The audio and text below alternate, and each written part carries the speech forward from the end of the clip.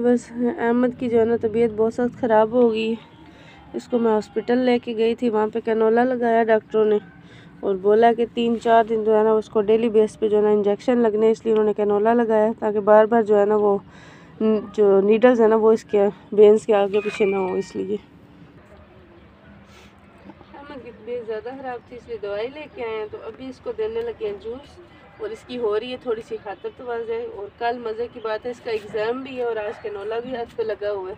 दुआ करें जल्दी से ठीक हो जाए ताकि कल ये अपना एग्ज़ाम भी दे सके। अभी अहमद को हम जूस देने लगे हैं जी, तो डॉक्टर ने बोला था कि इसको जूस देना है।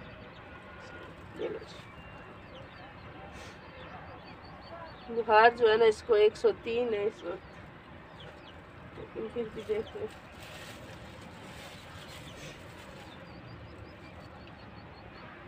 साथ में हम जो है ना अंगूर भी लेके आए हैं इसके लिए। अंगूर भी इसके खाने, थोड़ा सा खाए थोड़ा और खाएगा।